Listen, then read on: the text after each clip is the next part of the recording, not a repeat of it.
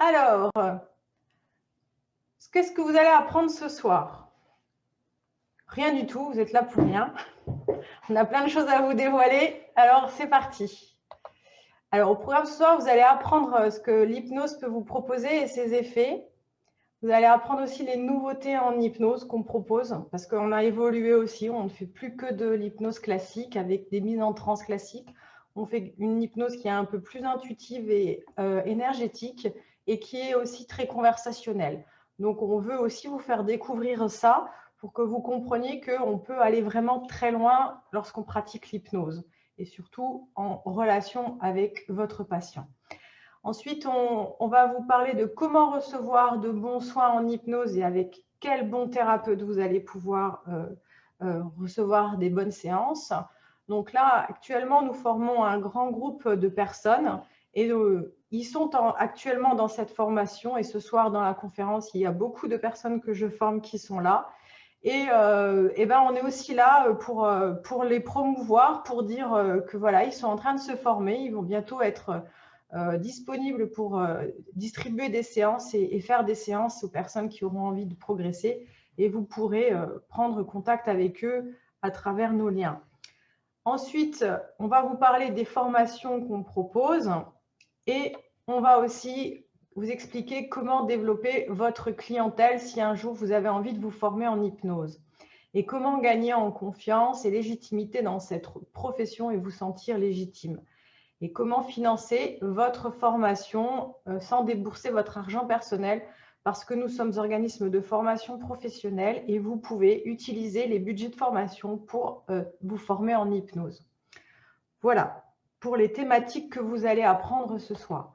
Donc, si vous êtes ici, c'est parce que vous êtes probablement attiré par l'hypnose en tant que futur patient ou patiente, ou que vous êtes tout simplement déjà des praticiens ou praticiennes en thérapie alternative ou profession libérale, et vous désirez en apprendre plus sur l'hypnose.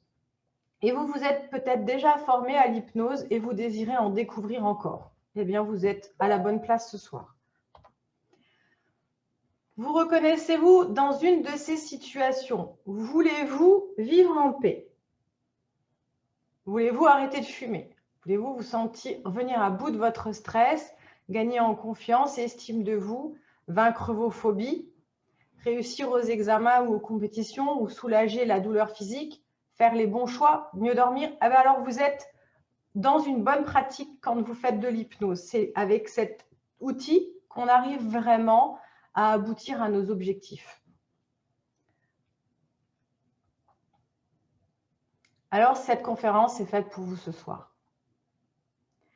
Nous avons une présentation à vous proposer. Nous vous conseillons de vous mettre en mode plein écran si vous n'y êtes pas encore pour avoir plus de lisibilité. Bien sûr, parce que quand il y a un PowerPoint qui tourne et puis des petits visages comme ça qui apparaissent sur le côté, c'est mieux d'être en plein écran. Hop. Alors, nous répondrons à vos questions à la fin de la conférence. Je pense que vous pourrez aussi prendre la parole. Je vous ouvrirai les micros, un après l'autre, bien sûr, si vous avez des questions. Qui sommes-nous? Ben, moi, je suis Karine Gulner et Jérôme. On est deux thérapeutes intuitives qui vous accompagnent en Vendée au Sable d'Olonne et également à distance. Aujourd'hui, on pratique quasiment toutes nos séances à distance. Donc, tout ça pour vous dire que l'hypnose, c'est un outil de pratique qui permet vraiment de continuer de travailler, même dans le cas d'un confinement, parce qu'on peut faire nos séances à distance via des plateformes comme Zoom ou d'autres plateformes. Moi, j'ai 15 ans de pratique en séance individuelle. Jérôme, il n'en est pas loin, je pense. Tu as quelques... Oui, j'ai quelques kilomètres en moins. Kilomètres, ouais. Ouais. Et moi, je suis formatrice professionnelle et Jérôme travaille avec moi dans le centre de formation. Je forme en hypnose, mais également dans d'autres techniques d'approche corporelle. Alors, nous sommes organisme de formation professionnelle Datadocké et on est référencé à mon compte formation. Donc, nos formations peuvent être prises en charge à mon compte formation dans le domaine de la création d'activités. Alors, juste, je vais passer un petit peu plus là-haut. Ah bah tiens, je revois le chat d'un seul coup. Alors, nous avons découvert que pour aller mieux dans sa vie, il est indispensable de prendre en considération la règle des 10% de votre volonté et 90% de l'inconscient. Alors ça, c'est une règle dont on va vous expliquer un petit peu le contenu là en quelques secondes. Jérôme, je te propose de rebondir si tu veux bien. Oui, donc on va prendre tout de suite une image, une métaphore. C'est d'ailleurs un langage qui est assez, on va dire, assez connu dans la pratique de l'hypnose. Donc la métaphore, elle est simple, c'est la métaphore de l'iceberg. Donc la volonté, c'est bien le mental, c'est l'intention, c'est l'intellectualisation. C'est-à-dire qu'avec votre niveau intellectuel, vous allez définir, imaginer, identifier et puis affirmer que vous avez tel projet. Donc ça, c'est la volonté, c'est sur le plan mental. C'est la face émergée de l'iceberg, d'accord? Tout le monde la visualise bien. Mais ce n'est pas suffisant, justement, pour que le projet soit complètement acté ou réalisé. Pourquoi? Parce que de l'autre côté, vous avez la face immergée de l'iceberg qui, elle, représente 90% de la structure complète. Donc, vous comprendrez bien, aussi bien de façon mathématique qu'imagée, que si, au niveau de la volonté qui représente 10%, vous êtes aligné sur le projet, mais qu'en dessous, dans la part des 90%, il y a tout ce qu'on appelle les conflits, les refoulements, les dénis, les empreintes, les mémoires qui peuvent être sociales, éducatives, les croyances, les héritages familiaux. Hein, tout ça, c'est propre au langage de l'hypnose. Si tout ça, c'est en conflit en dessous, vous pouvez développer malheureusement toute la volonté du monde, poser des actes, vraiment mener de front votre projet. Il y aura toujours un grain de sable dans le rouage, hein, qui fera que soit le projet sera réalisé partiellement, soit il va vraiment rencontrer des difficultés qui feront qu'il n'aboutira jamais. Ça, c'est un des premiers principes. Donc, pour nous, le matériel inconscient, c'est vraiment au centre de notre pratique. Après, on ne l'a pas inventé, hein, puisque les pionniers de l'hypnose avaient bien compris ça. On peut citer Freud, Jung et bien d'autres. Hein, ils avaient bien compris que ça se situait là. Après, toute la subtilité, c'est comment, en tant que praticien, on arrive à restituer cette réalité-là et à amener un patient qui a une problématique à transformer et donc à être en complète résonance avec son espace de l'inconscient et négocier, ça aussi c'est un terme très hypnotique, négocier avec l'inconscient le fait de débloquer tout ce qui constitue un obstacle et de permettre de ramener ça dans l'espace de la volonté et de faire en sorte que tout s'aligne et tout se mette en place facilement. Donc ça, vous voyez, sur la notion de projet, c'est valable. Tout comme ça peut être valable, je vous donne un autre exemple pour que vous puissiez bien l'intégrer. Lorsque dans sa vie, on rencontre au niveau personnel, professionnel, amical, etc., amoureux, on rencontre ce qu'on appelle des schémas récurrents. D'accord? Vous allez être une jeune femme, par exemple, qui aspire à être en couple et que ça fonctionne, et vous allez rencontrer de façon successive des hommes qui vont être de passage dans votre vie. C'est-à-dire que là, une fois de plus, vous pourrez développer tous les trésors de séduction, toutes les qualités qui font partie de votre identité auprès des hommes que vous rencontrez. Et malheureusement, et de façon incompréhensible, ils vont être de passage ou bien ne pas être des personnes de confiance. Donc là aussi, on va renvoyer ça au niveau de l'inconscient. Qu'est-ce qui se passe dans cet espace qui fait qu'à un moment donné, cette jeune femme ou ce jeune homme va rencontrer des profils typiques et surtout des profils qui ne vont jamais correspondre à ce que l'intention posait au départ. C'est-à-dire, moi, j'ai envie de rencontrer un compagnon, une compagne, de vivre un couple et un engagement précis. Pourquoi je vis le contraire? Donc tout ça, ça s'explique par le biais de l'hypnose et par le biais de ce que là, on est en train d'évoquer, c'est-à-dire tout se joue dans l'inconscient. C'est vraiment là l'intérêt et notre fer de lance à Karine et à moi dans nos approches, où on va tout de suite aller regarder avec les gens qui nous contactent ou les personnes conformes, on va vraiment les initier tout de suite à aller regarder tout de suite dans l'inconscient. C'est là que ça se joue. D'accord? D'où l'image de l'iceberg. Ça, c'est ma version. Et puis pour Karine, voilà, peut-être qu'il y a des compléments, je ne sais pas. Oui, ben non, tu as été très clair. Donc, vraiment, ça, c'est la qualité de Jérôme quand il explique l'inconscient. Il est au top pour ça et pour plein d'autres choses. Mais en tout cas, là, je crois qu'il a été hyper clair. Et l'objectif, c'est de vous faire sortir un petit peu, enfin de vous faire comprendre qu'il y a effectivement des protocoles qu'on peut retrouver dans des livres de base, d'hypnose, qu'on peut rencontrer dans des livres avec des protocoles. On peut appeler ça des protocoles puisque ce sont des processus qui font partir les gens en transe d'une certaine manière. Mais après, toute la subtilité de l'hypnose, c'est vraiment d'aller décoder l'inconscient. Et ça, c'est tout un travail qui est très particulier et que l'on s'approprie avec le temps. Une fois qu'on a un petit peu de pratique et de connaissances, on peut se l'approprier avec le temps.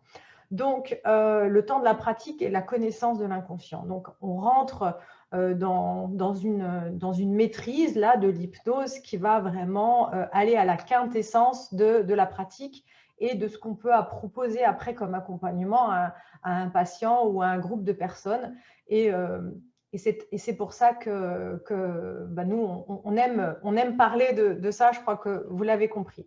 Donc, il faut aussi accepter que l'inconscient peut être notre meilleur ami à condition d'y accéder et d'en faire son allié. Parce que lorsqu'il a des sables dans le rouage, comme je dis parfois, il a des sables dans le rouage. Il n'est pas si génial que ça. Il peut créer tout le contraire de ce que vous voudriez vraiment avoir. Mais tout comme lorsqu'on va lui parler, qu'on va communiquer avec lui, il peut transformer le tout pour que ça aille fluide dans votre vie, beaucoup plus fluide. Tant que ça, ce n'est pas fait, eh bien, vous pouvez avoir ce fameux grain de sable là que vous voyez, enfin le rouage du cerveau là qui est un petit peu en train de tourner et qui fait que dans votre vie, ce n'est pas si rose que ça finalement. Donc même si vous faites de l'auto-hypnose et que vous pratiquez de l'auto-hypnose et que en fait vos projets de vie ne se réalisent pas, c'est parce que vous pouvez être sûr qu'il faut aller négocier avec votre inconscient. Hein, vous avez beau vouloir quelque chose, l'inconscient peut aller complètement à l'inverse. Faire des choix judicieux en négociant avec votre inconscient et c'est là où on va aller dans nos formations qu'on va vous proposer. Alors, je veux peut-être apporter une petite notion complémentaire. On est en train d'évoquer que dans l'inconscient, il y a effectivement à la fois tous les blocages et toutes les ressources, hein, c'est-à-dire que l'inconscient n'est pas en lien avec un jugement positif-négatif. Lui, ce qui l'intéresse, c'est tout et son contraire. D'accord? Quand il va dans notre sens, il nous permet de réaliser nos projets et de débloquer des choses voilà, qu'on doit débloquer pour pouvoir continuer d'évoluer. Mais d'autres fois, quand il bloque certaines choses, il faut bien comprendre aussi qu'il est également un allié dans le sens où, quand il bloque quelque chose, c'est aussi parfois pour nous maintenir en survie, parce qu'il y a un réel danger, ou parce que la conscience n'est pas prête à intégrer un changement. C'est trop radical. Et du coup, il bloque le système, même s'il nous fait un croche-pied, c'est plutôt pour nous protéger. Donc, il a quand même un fonctionnement qui est énormément en résonance avec nos systèmes de survie. Et qui dit survie dit émotion, qui dit émotion dit peur. Donc, à un moment donné, dans le tissu inconscient, on va retrouver énormément soit de croyances qui sont limitantes, soit énormément d'émotions de type peur. Donc, si un individu a peur, l'inconscient va aller dans ce sens-là, parce que la peur exprime voilà, parfois un danger ou parfois le fait de ne pas être prêt. Et donc, l'inconscient nous valide dans ce sens-là pour nous protéger. Et donc, le blocage est souhaité à ce moment-là. Donc, comprenez bien que dans l'inconscient, il joue à la fois le bon rôle et le mauvais rôle, mais finalement, il ne joue pas vraiment le mauvais rôle, puisque à chaque fois qu'il crée un blocage, c'est aussi pour nous protéger. Alors, vous voyez, le distinguo, il est quand même important à ce niveau-là. Oui, il nous met toujours en protection physique, il cherche toujours la facilité pour nous et il va toujours faire en sorte que ce soit le chemin le plus juste pour nous. Donc, il est toujours notre protecteur dans tous les sens du terme, même lorsqu'il bloque un projet. Donc, parfois, c'est juste une négociation entre la demande et les choix et les besoins de la personne dans sa vie pour que le petit rouage se débloque. Mais ça ne se peut que se faire que sous hypnose ou sous hypnose conversationnelle. Donc, voilà pourquoi on vous explique tout ça. Alors, les pièges du mental. Alors, le mental, c'est vos pensées incessantes, c'est des projections du passé et du futur, ce sont des scénarios et des films négatifs que vous auriez pu avoir. C'est votre auto-sabotage, parfois aussi, qui va dire tout le contraire de ce que vous voudriez faire. Et les pièges du mental créent des obstacles à l'intuition et à l'inconscient et au changement. Alors, les pièges du mental vont générer un stress et un inconfort, des pertes d'énergie, bien sûr, des douleurs physiques, une démotivation, des échecs et des méthodes par rapport aux méthodes de bien-être que vous allez mettre en place. Alors, voilà, encore une fois, petite précision, petite notion complémentaire. Nous, on va avoir un gros problème alors en France et plus largement dans notre société, notre culture occidentale, parce qu'on est typiquement des sociétés qui travaillent avec le mental. Voilà, on est très intellectuel. Alors en France, c'est un petit peu exacerbé parce qu'effectivement, on a une histoire, une culture qui va renvoyer encore plus là-dessus. Donc tout ça juste pour vous dire, et ça n'est pas un jugement de valeur, hein, c'est juste un fait, ça va rendre peut-être, on va dire, un peu plus complexe pour des personnalités comme nous, les Occidentaux et les Français. Ça va rendre le processus d'hypnose un peu plus complexe parce qu'on est très attaché à nos valeurs mentales, on est très en lien avec nos pensées qui effectivement sont incessantes et qui tournent souvent en boucle. Donc comprenez bien que pour accéder à l'inconscient, qui lui-même est typiquement le vecteur de nos changements auxquels on aspire, il y a un petit peu de travail à faire, d'accord? Donc, l'hypnose va vraiment être, on va dire, la voie rêvée pour nous permettre justement d'accéder au changement, au-delà des pensées, au-delà du mental. Voilà. Alors, le thalamus est à l'intérieur de notre cerveau et les responsables de nos émotions, des traumatismes, des croyances et des mémoires. Mon chien est d'accord avec ça, il vient de confirmer. Une émotion mal gérée va faire en sorte que notre robot hypothalamus se dérègle. Donc, l'hypothalamus, qui est juste à côté, lui, c'est votre subconscient. C'est le pilote automatique, les battements physiologiques du corps et la respiration. Il n'a aucune émotion, c'est un robot. Il s'occupe des répétitions et connecte les neurones dans l'hypothalamus. Et il gère 27 fonctions, la température, la faim, la sexualité, la respiration et bien d'autres. Et il libère aussi les hormones. Et la glande pinéale, donc là, nous sommes au contact de l'inconscient. Donc l'inconscient, il est en quelque sorte votre pilote automatique. Maintenant, on vient de vous en parler, vous comprenez bien qu'il est votre pilote automatique et celui qui fait des choix pour vous sans que vous vous en rendiez compte. Sa principale fonction est de gérer votre survie physique, émotionnelle et mentale. Donc ça, c'est un petit aparté où on met un peu d'approche scientifique, un peu de matérialisation, parce que finalement, que ce soit nous ou d'autres, on pourrait vous parler de l'inconscient et raconter à peu près tout. À un moment donné, il faut ramener les choses dans une réalité et montrer aussi que là, de plus en plus, la science relaie toutes ces notions. Alors, pas forcément à travers la pratique de l'hypnose, même si ça devient quand même émergent, mais au moins au niveau d'une analyse stricto-scientifique, c'est-à-dire qu'on voit bien qu'au niveau organique, des parties du cerveau différents vont avoir des fonctions spécifiques. Et quand on évoque la glande pinéale et son lien avec l'inconscient, eh bien on matérialise et on justifie vraiment la réalité des pratiques hypnotiques, des effets, des bénéfices et de tout l'intérêt qu'il peut y avoir à le pratiquer. Voilà, on amène aussi un peu ce matériel-là, c'est important. Voilà, donc l'inconscient fait partie de notre corps. C'est une question que je pose dans la formation d'hypnose. Et oui, il est dans la glande pinéale.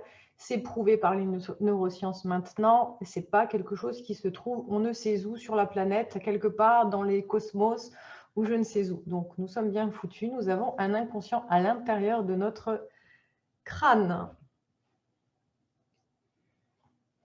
Notre cerveau ne fait pas la différence entre la réalité et le virtuel. Donc ça, c'est aussi quelque chose qu'il faut absolument comprendre. Ça vient des neurosciences. Nous pouvons donc créer notre bien-être au quotidien à partir de notre imagination et de nos pensées positives. Alors, c'est pour ça que quand on travaille en hypnose, on vient toujours proposer aux gens de faire des visualisations positives. Pourquoi? Parce que justement, en créant des visualisations positives, eh bien, on permet à la personne d'activer les potentiels entre le cerveau et l'inconscient pour créer et manifester dans sa vie les projets dont elle a besoin.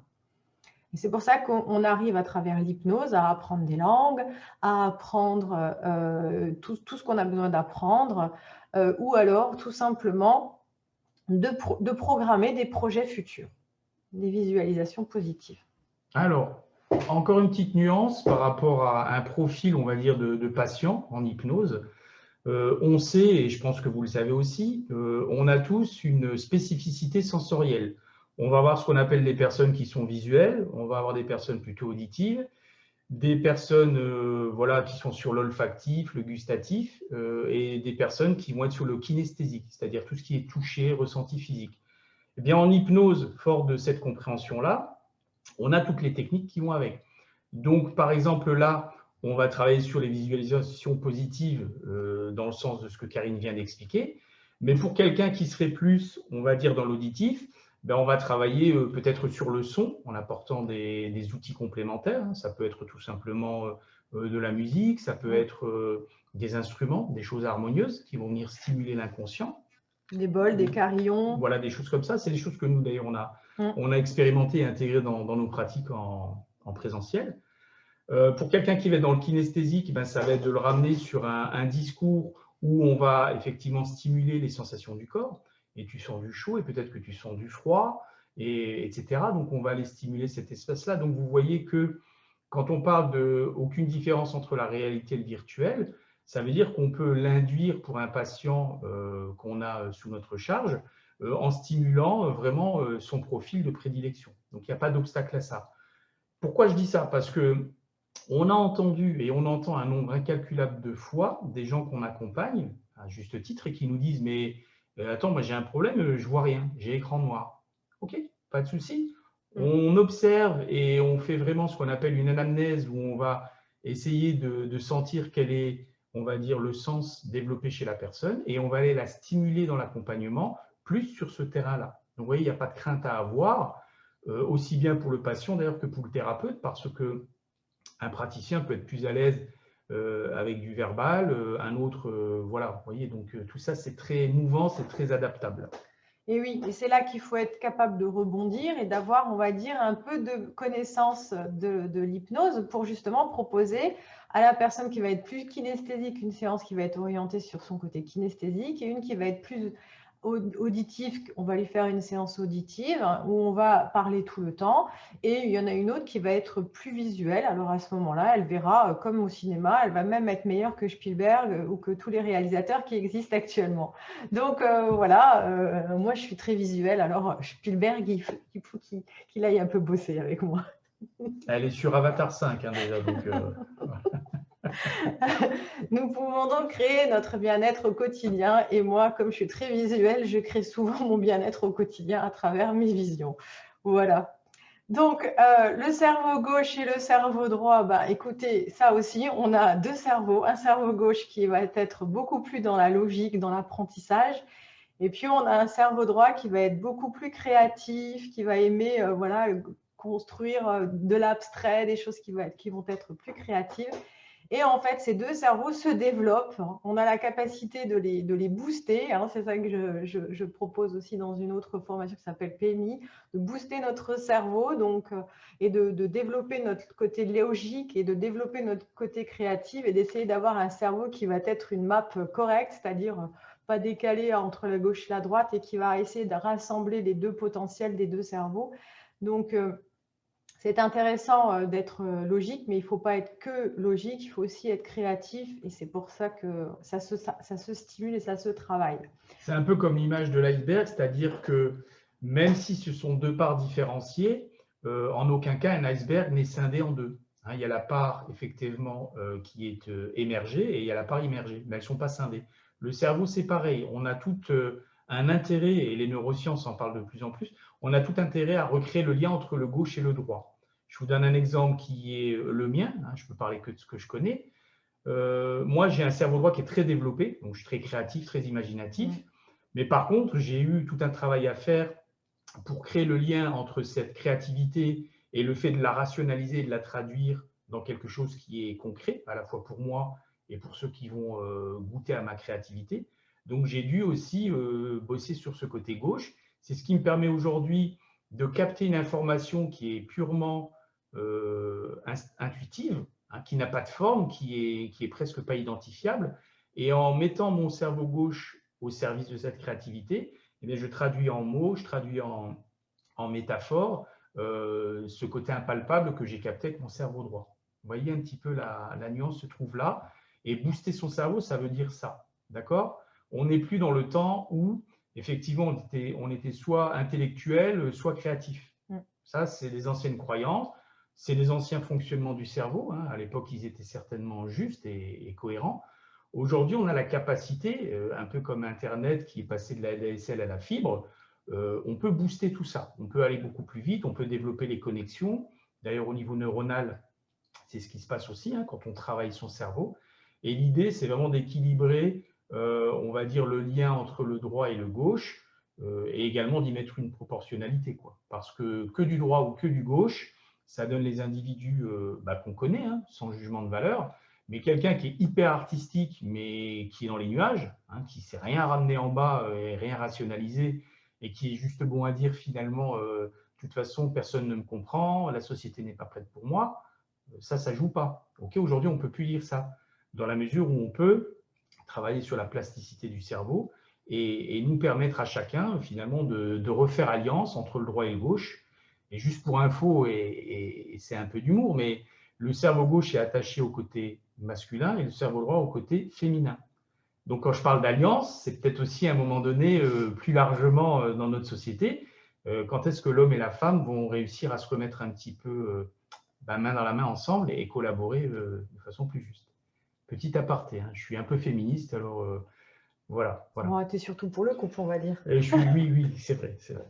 Voilà, donc en fait, voilà, il y a des gens qui vont être plus créatifs, il y en a d'autres qui vont être plus logiques. Moi, j'ai eu la chance d'être 50-50. Quand je fais tous mes tests du cerveau, j'ai côté gauche et cerveau droit et cerveau gauche qui est à 50-50. Mais je devrais développer un peu plus mon côté créatif parce que je suis très, très nulle en dessin. Voilà, pour la petite aparté. Je dessine encore comme les enfants, les petits bonhommes. Alors, la douleur. L'hypnose aide beaucoup sur la gestion de la douleur. Donc, on a beaucoup d'études là-dessus. Je ne vais pas en parler un peu davantage. Hein. Je pense que les études, vous les trouverez largement sur le net.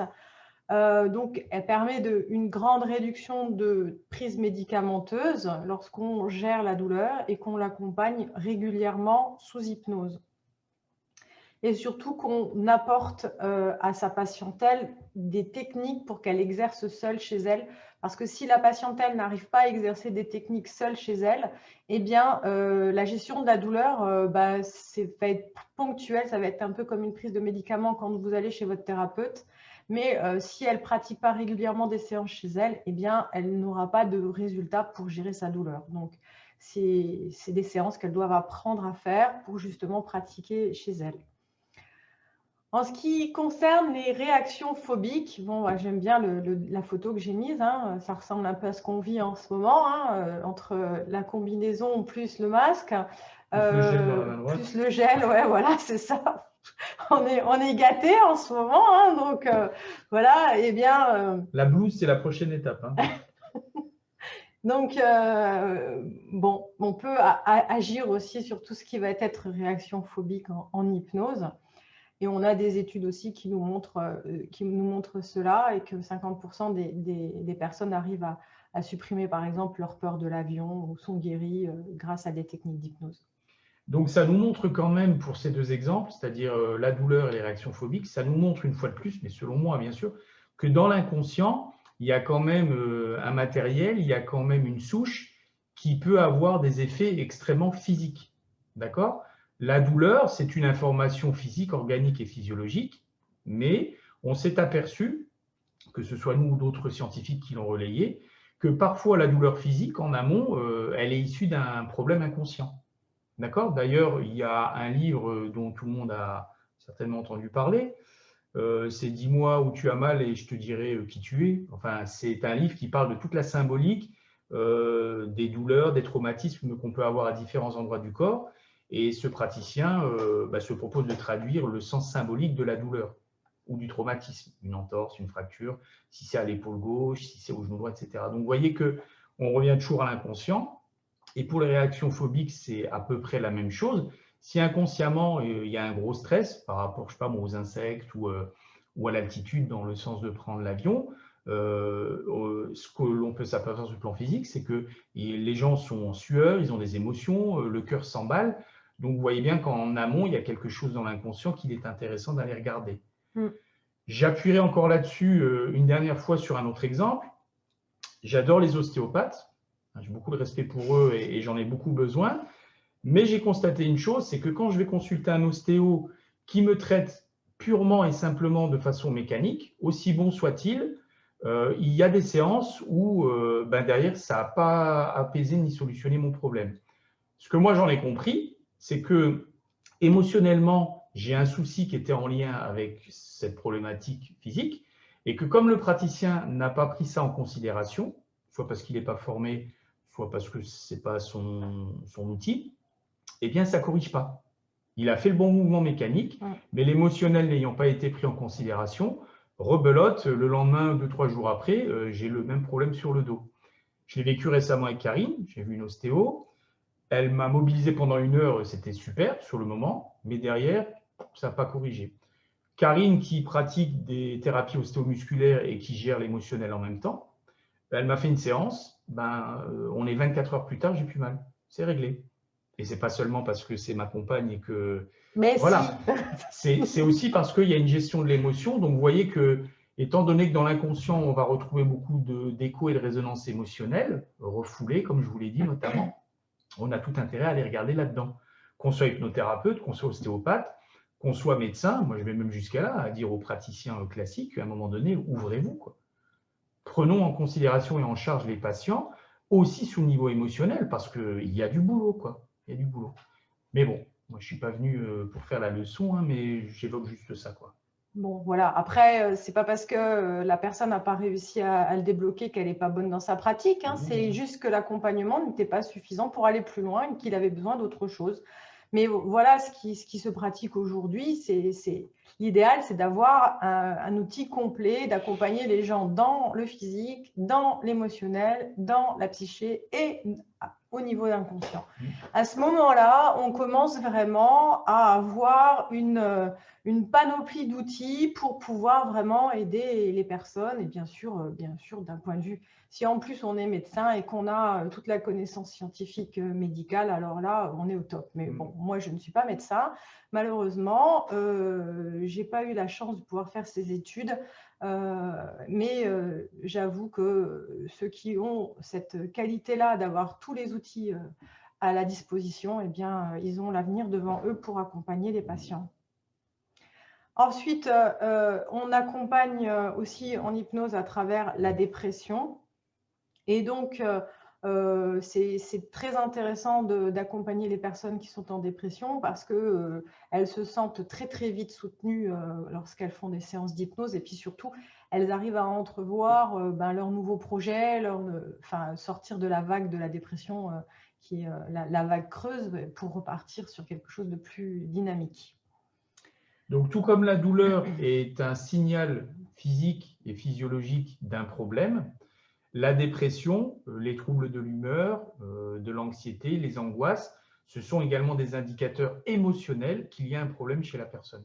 Une fois de plus, on revient sur l'émotionnel. Et donc, quand on le prend en charge, à travers l'hypnose notamment, eh bien, on s'aperçoit qu'il y a des résultats significatifs. Alors, quand on va travailler sur une personne qui est en dépression, eh bien, on va aller faire un tri sur toute sa vie, en fait. On va aller nettoyer, en faire du rangement et des libérations et des transformations pour elle dans tout ce qui va être de toute sa vie, dans tout son passé, mais aussi pour lui redonner un goût sur le futur. Parce que lorsqu'on est dans une dépression, on n'a pas de déclic, on n'arrive pas à retrouver une motivation, un vrai challenge qui nous stimule.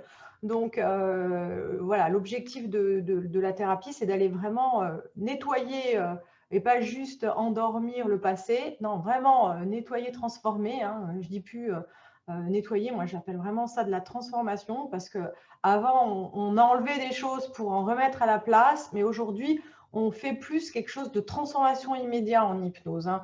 On va moins dire on enlève pour remettre.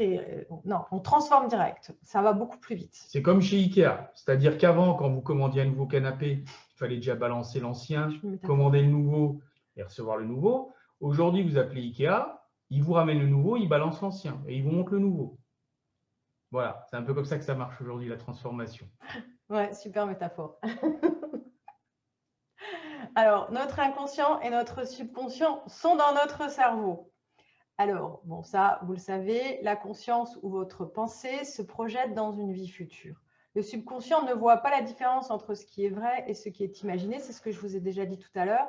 Tout ce que vous voyez sur votre écran mental devient la réalité pour le subconscient. Donc, si on programme quelque chose, eh bien, on peut transformer. Donc, aujourd'hui, on peut aussi travailler sur notre ADN avec l'hypnose. On peut travailler sur la structure de nos neurones et on peut vraiment aller dans des techniques de l'avenir, quoi, quelque part. C'est vraiment des guérisons prometteuses. Voilà. Le docteur Bruce Goldberg a écrit beaucoup de choses là-dessus, notamment sur tout ce qui est maladie génétique. Et donc, voilà, je vous invite à aller lire peut-être ces livres parce que c'est intéressant de savoir que l'on peut aller transformer jusque nos fonctionnements neuronaux et nos cellules et notre ADN à travers l'hypnose.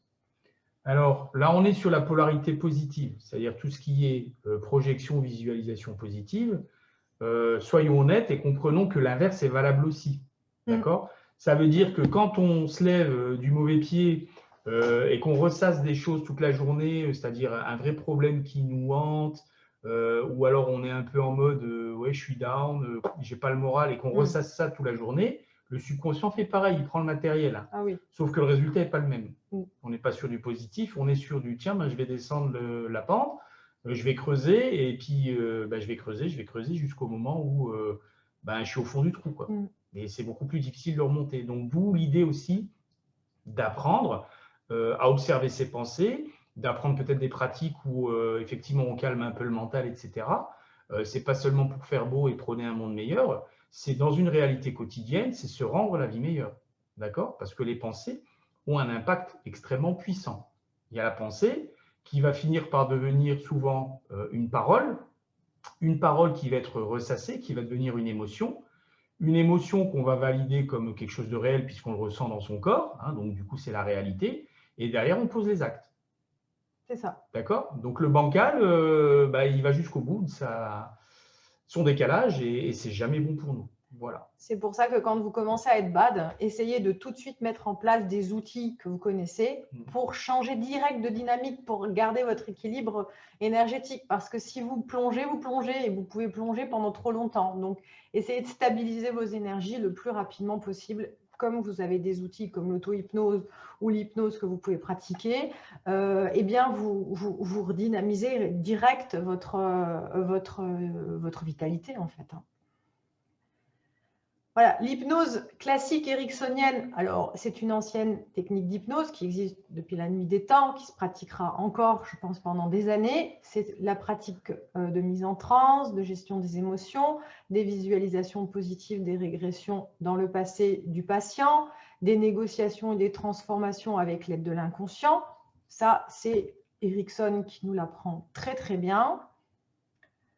Et il y a une hypnose qui est plus conversationnelle. Je pense que vous avez dû remarquer ce soir, Jérôme en a fait beaucoup, où on dialogue direct avec l'inconscient de la personne et il n'y a pas de mise en transe. La personne est complètement réveillée, elle est là, elle est active, elle écoute la personne et ça fait un travail sur son inconscient directement qui remet en place sa structure énergétique. Aujourd'hui, nous, on travaille essentiellement sur ce type d'hypnose. D'accord ? Alors, il n'y a pas de souci, hein. Autant on forme les gens sur de l'hypnose classique, et autant nous, dans notre pratique, on fait de l'hypnose conversationnelle. Après, on ne cache pas l'objectif à moyen ou long terme pour ceux qui sont vraiment sur cette aventure-là, c'est d'amener les gens à pratiquer l'hypnose conversationnelle. Pour la simple et bonne raison que ça fait partie d'une évolution de pratique, et également parce que quand on se met à l'écoute des contextes de société que l'on vit et de l'évolution technologique, Au jour d'aujourd'hui, on vous l'a dit, nous, 100% de nos consultes, ça se passe sur Skype, Zoom, téléphone. Voilà. Et on pratique de l'hypnose, sauf que c'est de l'hypnose conversationnelle. Pour arriver à cette pratique-là, il faut bien entendu passer par l'hypnose classique. C'est normal. Oui. C'est un bon préalable et c'est les étapes à respecter et on les respecte tout simplement. C'est un bon préalable et c'est un lien d'ancrage sur lequel vous pourrez toujours vous replier à chaque instant dans une séance. Donc, c'est hyper important d'avoir les bases. C'est comme si vous commenciez à monter un arbre et que vous preniez la branche du haut en premier. Ben, ça ne marche pas, vous n'arrivez pas à monter cet arbre. Il faut passer par la première branche, la deuxième branche, etc. Et lorsqu'on a atteint la 6e branche ou la 7e branche, ben, on est en haut de l'arbre. Mais il faut y aller avec les bonnes techniques, les bons outils et les bons liens d'ancrage. Voilà, c'est ça que j'essaye de transmettre dans mes formations.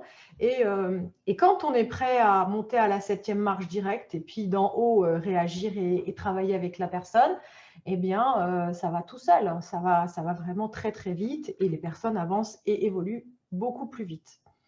Donc, du coup, à ce moment-là, on a moins de monde en clientèle parce qu'on les chouchoute rapidement et ils vont vite bien. Et ils ont la possibilité donc vous arrivez à avoir de la place pour d'autres personnes. C'est ce qui fait que justement, vous avez une panoplie de soins qui vont plus vite et de manière plus générale, vous pouvez faire avec des groupes aussi, des hypnoses de groupe. Et donc, vous pouvez faire travailler en fait tout un groupe dans ce cas. Et ça permet justement à ce groupe de travailler l'un avec l'autre. Parfois, en passant par des groupes, on a des portes qui s'ouvrent avec une personne qui va libérer pour l'autre personne du groupe quelque chose qu'elle n'arrive pas à libérer parce qu'à travers sa structure à elle, c'est possible. Et comme on est un collectif, eh bien, on arrive à lâcher en faisant des séances de groupe collectif. Donc, nous, on va beaucoup maintenant sur ce qu'on appelle des séances collectives. Donc, on fait des séances de groupe et on débloque l'ensemble des personnes qui sont là sur la même session, en fait. Voilà, on travaille en réseau. On travaille en réseau. Le réseau, c'est quoi? Enfin, l'intérêt du réseau, c'est quoi? C'est que de toute façon, dans notre inconscient, on a tous parfois des vétos. On a des endroits où on n'a pas envie d'aller. D'accord? Donc, si l'inconscient bloque à ce moment-là, vous pouvez développer tous les trésors de techniques que vous avez. Si l'inconscient bloque, il bloque. Donc, la personne ne va pas transformer son système. Quand on est en réseau avec plusieurs personnes, il y a toujours l'effet miroir. D'accord? L'effet miroir, il va être intéressant à exploiter parce qu'une autre personne, bizarrement, va porter la même problématique que celle qui ne veut pas y aller, mais que comme ce n'est pas celle qui ne veut pas y aller qui est mobilisée, eh bien, elle devient une porte d'entrée pour résoudre pour tout le monde. C'est vraiment un effet collatéral, mais extrêmement positif. Ça permet de switcher tous les refoulements, les dénis, tous les systèmes de fuite et de sabotage. Ce n'est pas de moi qu'on parle, donc ça ne m'affecte pas. Ah bah, sauf que dans l'énergie, aujourd'hui, quand on porte le même problème en miroir que quelqu'un d'autre, si la personne le gère chez elle, il va forcément y avoir un écho avec celle qui le porte aussi. Tout comme un thérapeute aujourd'hui, donc Karine et moi, on fait partie, on va avoir en clientèle des personnes qui viennent avec des problématiques et des sujets qui, à un moment donné, vont nous parler. Ça nous renvoie un truc. D'accord? Donc là, on n'est plus sur un système à l'ancienne vertical où il y a celui qui sait, celui qui ne sait pas, où il y a celui qui est déjà guéri et puis celui qui ne l'est pas. On est tous sur le même niveau. D'accord? Donc chacun va porter pour l'autre une clé de résolution. Et donc, quand on va interagir en tant que praticien sur une personne, sur un sujet précis, qui va nous renvoyer quelque chose, même si sur le moment, on ne s'en aperçoit pas forcément, eh bien, mine de rien, elle va nous refiler la clé de résolution pour nous aussi. Et que peut-être pour nous aussi, en tant que praticien, c'était plus facile de passer par cette espèce d'illusion partielle où, moi, je tiens la route et puis je vais l'aider à régler son problème, alors qu'elle a part de problèmes qui me concernent aussi. Et en ayant joué celui qui va bien, eh bien, ça laisse autant d'espace pour que l'autre, finalement, me le renvoie et me le corrige aussi chez moi. Ça, c'est la thérapie version 2.0. C'est ça. Vous allez en entendre parler de plus en plus. C'est ce qu'on appelle aussi, sous une autre forme, le quantique. Oui. Un petit peu, c'est ça. C'est ça. Voilà. Exactement. Voilà pour cette hypnose conversationnelle un peu plus un peu plus dynamique que l'hypnose ericksonienne et qui va avoir un effet aussi assez intéressant. Alors, Attends, j'ai loupé la phase 1. Ouais, là, Je suis passée à la deuxième branche. Ouais, là, c'est l'explication des phases Oui. pour que vous compreniez un peu dans un pseudo-protocole comment on fonctionne en hypnose conversationnelle. D'accord? Alors, Karine, je fais la phase 1, tu fais la phase 2? Allez, vas-y, fais la phase 1. Ok, donc voilà, on exprime quoi? On exprime que eh bien, une personne prend rendez-vous, je vous dis par téléphone ou Skype, la personne, on lui dit, voilà, c'est quoi votre problématique, qu'est-ce que je peux faire pour vous? Donc elle, en général, elle nous explique une problématique de vie, je vous l'ai dit, qui est souvent récurrente, ou alors émotionnelle, physique, etc. Donc nous, qu'est-ce qu'on fait? On fait ce qu'on appelle, on se calibre, hein, on se met en résonance avec l'inconscient du patient. Donc à ce moment-là, on est à se brancher directement sur l'inconscient de la personne. Voilà. Alors brancher, ça ne veut pas dire faire 10 ans d'études ou avoir des dons du ciel, ça n'a rien à voir. C'est l'intention. Je pose une intention consciente de me brancher sur l'inconscient de la personne, d'accord? Et ça se fait. Il y a un lien qui se fait. C'est comme quand on serre la main à quelqu'un, le lien se fait. Et là, ça se fait, mais dans l'énergie, ok, ou dans l'inconscient. Ensuite, le praticien, dans ce calibrage et la résonance avec l'inconscient, eh bien, il va délivrer ce que nous, on a appelé la lecture intuitive. Alors, on n'a pas inventé ce terme-là, il existait déjà, mais bon, on appelle ça la lecture intuitive. Et cette lecture intuitive de l'inconscient, c'est le fait d'avoir l'inconscient de la personne qu'on a branché qui va nous délivrer des informations. Alors, le langage de l'inconscient, on vous le dit, si vous ne le saviez déjà, c'est souvent un langage par le biais d'images, de métaphores, d'archétypes, hein, des grandes images collectives qui font partie de la culture de nos sociétés, et des images symboliques. Donc, ce n'est pas du blabla, ce n'est pas raconter un conte, c'est vraiment adopter le langage de l'inconscient et le restituer à la personne. Tel quel. Tel quel, sans juger. C'est un primo-exercice dans la pratique de l'hypnose conversationnelle. C'est à la fois le plus intéressant et le plus flippant parce que, en gros, on dit à la personne qui s'exerce, tu balances ce qui vient. Alors, il faut déjà une sacrée dose de confiance, de créativité, de lâcher prise et surtout de lâcher le mental. Parce que l'inconscient ne s'exprimera jamais à travers le mental, il s'exprimera à travers lui et c'est le lien avec le mental qui va lui donner une traduction. Ok ? Donc, vous voyez, je lâche prise et puis je balance le matériel qui arrive. Voilà. Mais on s'entraîne à ça, hein. Ça prend du temps, on a des exercices. Et nous aussi, on sait ce que c'est puisqu'on est passé par là. Et donc, après, tout l'intérêt pour la personne, parce qu'on ne peut pas uniquement considérer qu'elle est avec un inconscient et qu'il y a l'inconscient qui a son mot à dire, la personne, elle a aussi un mental. D'accord ? Et donc, tout l'intérêt, c'est de ramener aussi dans quelque chose de concret, de cohérent et d'intelligible tout ce matériel inconscient. Donc là, on est dans ce qu'on appelle la traduction, qui est la deuxième étape, après la lecture intuitive, où on va mobiliser notre cerveau gauche et on va dialoguer et rationaliser les images, les métaphores, les expliquer. Par exemple, on donne une notion métaphorique à une personne et puis elle ne la saisit pas ou on sent qu'elle a besoin de la comprendre, eh bien, on va lui donner un exemple. Ben voilà, c'est comme si tu allais au restaurant et puis que finalement le serveur te ramène la carte des plats, il te demande ce que tu veux et en fait, il ne te ramène pas le plat que tu as choisi. Vous voyez, ça, c'est une forme de traduction qui est à la fois intelligible et qui à la fois restitue du matériel inconscient. Alors voilà comment on travaille. Très bien. Voilà, donc on répond aux questions juste après. Je voyais une main levée pour Mio. On répond juste après, on a presque fini. Oui, on a presque fini, ouais. Et la phase 2, donc c'est au moment du décodage du praticien, le patient intègre les prises de conscience relatives à sa problématique de départ. Donc en fait, on lui décode tellement bien les choses que la personne finit par comprendre à chaque fois qu'elle est en train de faire quelque chose et à quel moment elle est en train de le faire, ce qui fait que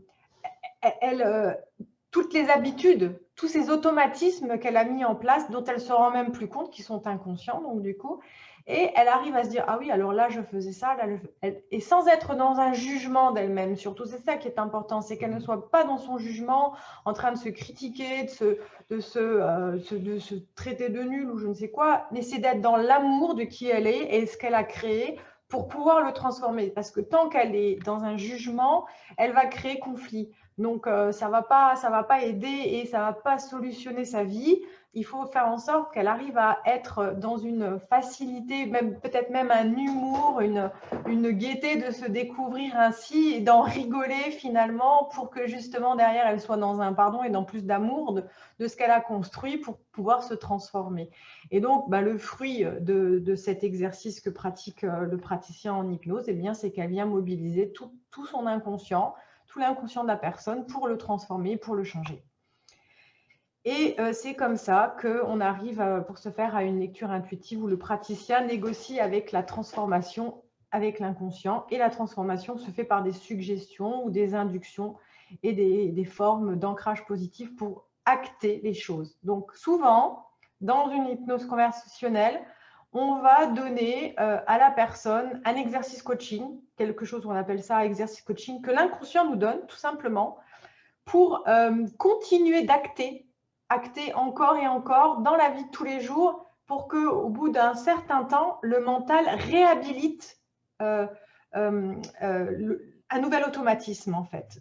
Le subconscient reparte sur un nouvel automatisme et que le mental aussi le mette en action dans les actes de la vie chaque jour. Et c'est comme ça qu'on arrive à faire le lien entre le mental, l'inconscient, le subconscient et qu'on réactive des changements dans la vie des gens. Voilà ce que c'est que l'hypnose qui est plus conversationnelle et un petit peu plus intuitive. Et ainsi, le patient réalise ses objectifs de départ. Il peut vivre en paix et ne plus subir ses émotions. Il arrive à comprendre, il peut arrêter de fumer. Pourquoi il n'arrivait pas à arrêter de fumer, par exemple, par des techniques classiques d'hypnose, venir à bout de son stress et gagner en confiance. On reprend les petites cases du départ, vaincre ses phobies, réussir ses examens et les compétitions, soulager la douleur physique, faire les bons choix dans sa vie et mieux dormir. C'est des exemples parmi tant d'autres. Oui, parce qu'il y en a tellement des blocages qui peuvent être relâchés et libérés. Donc derrière tous ces aspects, vous avez bien compris maintenant que nous, en tant que praticiens, c'est-à-dire les stagiaires actuellement ou d'autres praticiens en hypnose, on va toujours aller chercher la symbolique du problème derrière. Oui. Arrêter du tabac, pourquoi la personne est dans la dépendance au tabac, c'est quoi la symbolique de la cigarette, etc. etc. C'est tout ça qu'on va aller décoder et qui va être spécifique à la problématique de la personne.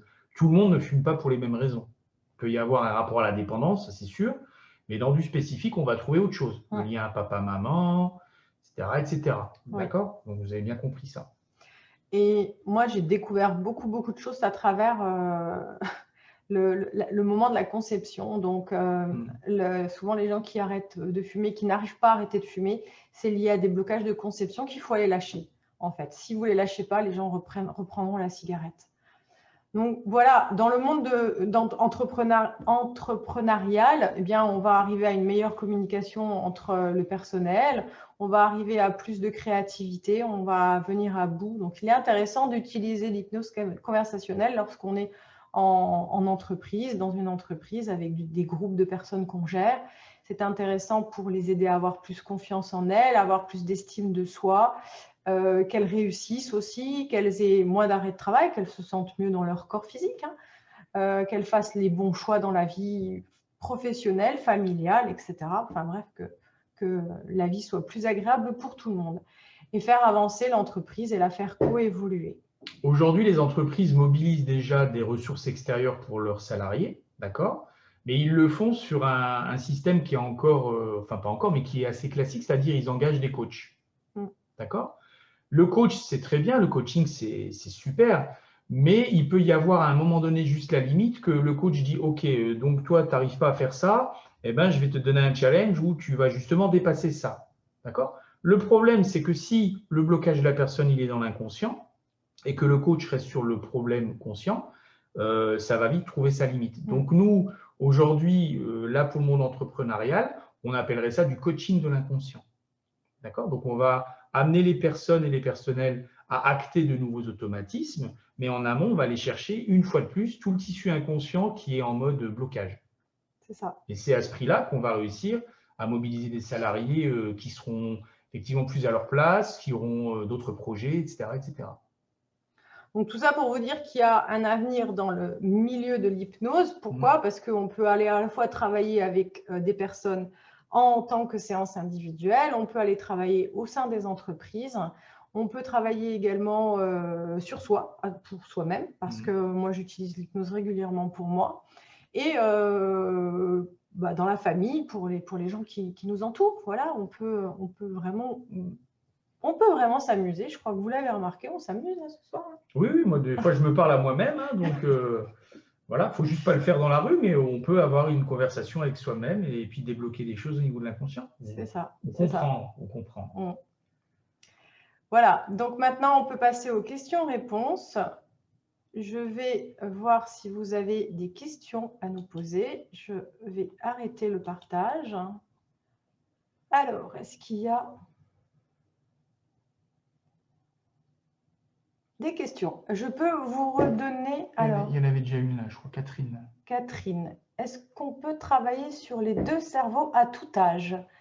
Alors, ça dépend parce que bon, il y a un âge assez avancé quand on est âgé où c'est plus difficile. Bien sûr, hein, quand le cerveau, on va dire, est encore en état de mobilité, comme la maladie d'Alzheimer, là, ça devient plus difficile. Donc, ou quand on est très âgé, on va dire après 77 ans, ça devient plus compliqué. Voilà.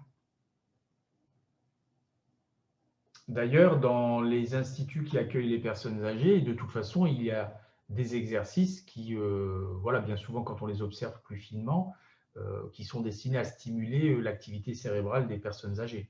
Mais comme le dit Karine, il ne faut pas qu'il y ait un terrain pathologique trop avancé. Alors, Virginie, elle a posé une question importante. Quelle est la différence entre l'inconscient et le subconscient? Eh bien, en fait, l'inconscient n'est accessible que par le passage vers le subconscient. Il y a on va pouvoir dire qu'on a deux niveaux pour arriver à l'inconscient. C'est d'abord de passer par le subconscient, qui sont tous nos automatismes. Tant qu'on n'a pas dénoué tous nos automatismes et tout ce qu'on a l'habitude de faire, eh bien, on ne peut pas accéder à l'inconscient. Donc, ils ne sont pas pareils. Je vous l'ai expliqué tout à l'heure, le subconscient étant dans l'hypothalamus et l'hypophyse, c'est l'inconscient. Donc, en fait, ce sont deux choses totalement différentes. Mais en lien. Mais en lien. Et ce sont des glandes qui communiquent entre elles. Alors, est-ce qu'il y a d'autres questions? Donc, les questions, là, c'est dans le chat, c'est ça? Oui, voilà, j'attends que ça vienne. En tout cas, on peut vous parler aussi de la suite en… Alors, l'homme qui dit… Faites-vous des formations pour les soignants afin de devenir hypnologue et s'installer à son compte? Oui, justement, on propose des formations qui sont complètes en fait en hypnose. Donc, on a une première formation qui est basée sur les pratiques d'hypnose ericksonienne et les mises en transe pour apprendre toute la mise en transe en hypnose. Et on a une autre partie de la formation qui va être basée sur la gestion des émotions. Et le troisième niveau de la formation d'hypnose qui, lui, est plus intuitive et qui va se dérouler en présentiel à l'issue des deux premiers modules de formation. C'est l'hypnose conversationnelle. C'est l'hypnose conversationnelle ou l'hypnose sur la gestion des archétypes, etc., quand on en a parlé. Et dans la notion de s'installer à son compte, l'homme, dans la formation, il y a effectivement en amont ce qu'on appelle le module 1, le niveau 1, c'est toute la partie créer son activité. Alors, on va vous mettre les liens vers la page qui vous explique toutes les formations qu'on propose. Andrea, je pense que tu vas pouvoir faire ça. Parce que là, je n'ai pas l'accès à mon PowerPoint, je n'ai pas copié les liens encore. Donc, merci Andrea. Voilà, elle est déjà là. Donc, c'est la page de formation. Donc, vous pourrez aller la regarder. De toute façon, demain, on vous envoie un mail qui vous envoie le lien vers la conférence là et également vers les pages dont on parle maintenant. Donc, tout ça pour vous dire aussi qu'on propose des supervisions aussi de formation. Lorsque les gens ont atteint déjà des niveaux avancés en hypnose, on fait ce qu'on appelle de la supervision de pratique, c'est-à-dire que on fait des réunions tous les mois pour vous accompagner lorsque vous avez des problématiques particulières sur des thématiques particulières et on propose également des supervisions de pratique. Et lorsque les personnes sont installées à leur compte, elles peuvent bénéficier des financements de formation professionnelle continue, donc de cette formation, ils peuvent utiliser leur budget de formation et financer la partie de la formation à travers leurs OPCO. Mais je vais vous expliquer ça juste après. Oui, donc là, il y a Laetitia qui demande « Est-ce que l'auto-hypnose suffit ou a-t-on besoin de se faire aider dans certains cas ?» Bon, la réponse est assez simple. Hein, tu me diras, Laetitia, si ça suffit. Si en auto-hypnose, tu fais une séance et que tu débloques ce pourquoi tu as fait la séance, c'est que ça va. Si par contre, ça n'a rien bougé du tout, ça veut dire que là, il y a peut-être besoin d'approcher différemment avec le soutien d'un hypnothérapeute ou bien d'une autre technique. En général, l'indicateur, c'est celui-là. D'accord ? Ouais. On va continuer sur les questions un peu, Karine. Oui. Alors, André a mis le lien. Ouais, elle a mis les liens. Voilà, il y a tous les liens. 3 nouveaux messages, il faut juste descendre. Voilà, Laetitia, merci. Voilà, donc les liens sont vraiment dans la boîte du chat, hein, à la fois pour avoir des infos beaucoup plus précises sur le contenu de la formation et sur comment y accéder, notamment par le biais du compte CPF. Et voilà. D'autres questions? Pour l'instant, on n'a loupé personne, hein, je crois. Non. Voilà, c'est tout bon là. J'ai pas d'autres questions pour l'instant. Donc, je vais juste vous expliquer les détails de cette formation. Je vais repartager mon écran. Comme ça, je vais vous expliquer les détails de la formation. Donc, la formation d'hypnose qu'on propose, elle se déroule toujours par petits groupes de 6 personnes. Nous, on accompagne toujours en petits groupes pour vous permettre de pratiquer au maximum. Pour que vous puissiez avancer de manière sécure et pour vous et pour les personnes que vous allez accompagner. Donc, vous saurez aussi pratiquer pour exercer l'auto-hypnose sur un patient ou l'hypnose sur un patient et lui apprendre aussi à pratiquer l'auto-hypnose quand il en a besoin. Et vous saurez aussi pratiquer avec des groupes de personnes et des enfants dans cette formation. C'est un accompagnement à la fois en vidéo où vous apprenez tout ce qui est pratique et ensuite, on se retrouve lors de live comme ce soir, mais qui sont consacrés uniquement à la formation d'hypnose. Et là, je vous fais pratiquer les uns sur les autres, je réponds à vos questions, je vous donne des éléments plus précis pour améliorer votre pratique et aussi un petit peu en fonction de qui vous êtes en pratique d'hypnose parce qu'on a un petit peu tous sa touche. Et ça, c'est important de la préserver. Hein. Il faut essayer de rester dans son énergie, dans sa pratique. Il ne faut pas absolument se mouler à la technique ericksonienne. Il faut aussi savoir être chez soi en tant que praticien. Et moi, c'est un petit peu ça ce que j'aime présenter dans mes formations et là où j'aime vous emmener quand je vous forme. Et dans les parties en stage présentiel, donc là, Jérôme est avec moi sur la formation. Et là, on vient stimuler toute la partie qui va être donc votre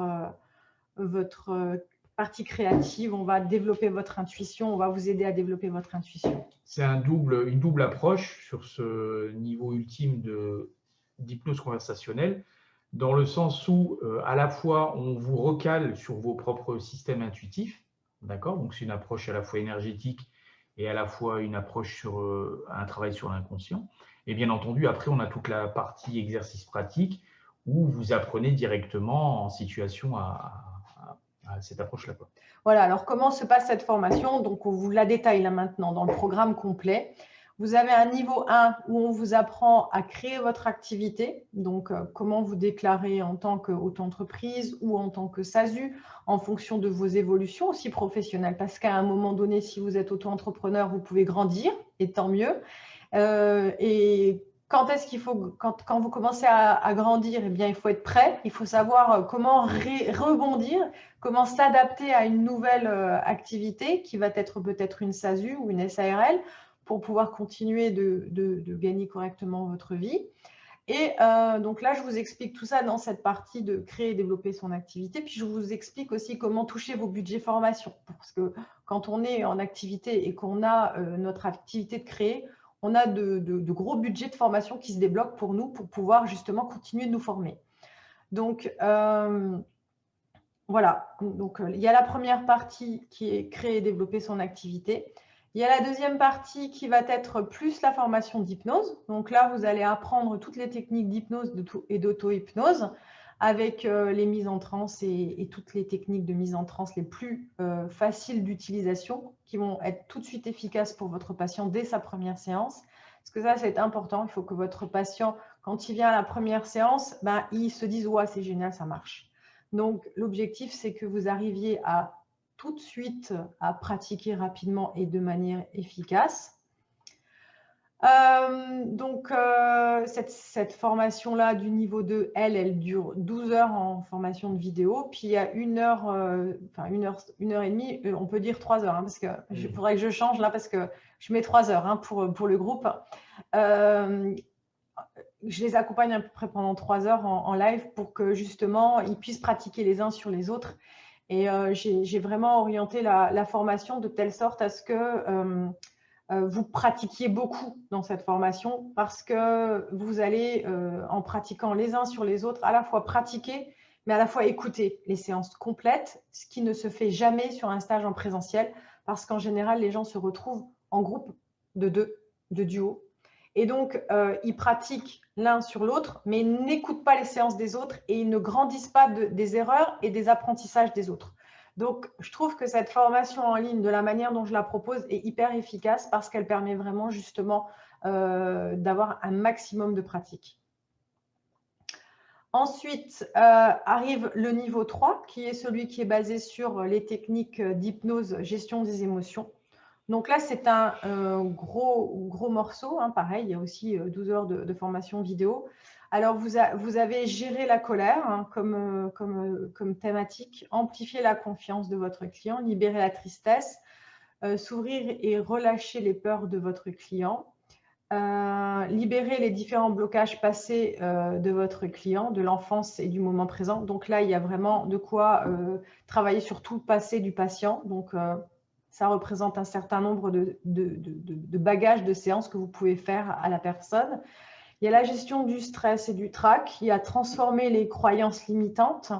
Il y a sortir des relations toxiques aussi. C'est une technique d'hypnose que je propose. Connaître et décristalliser les 5 étapes du deuil. Comment aider quelqu'un à sortir d'un deuil et en décristalliser toutes les mémoires qu'elle a engrammées à l'intérieur de son corps émotionnel et physique. Savoir pardonner aussi, retrouver de l'énergie et désengrammer les traumatismes anciens. Voilà, donc la formation d'hypnose émotionnelle est assez intense. Et ensuite, il y a la partie supplémentaire qui est optionnelle, qui elle est non éligible au CPF parce qu'elle elle ne peut pas être prise en compte au CPF puisqu'on n'est plus dans le domaine de la création de l'activité puisqu'on a déjà appris à pratiquer.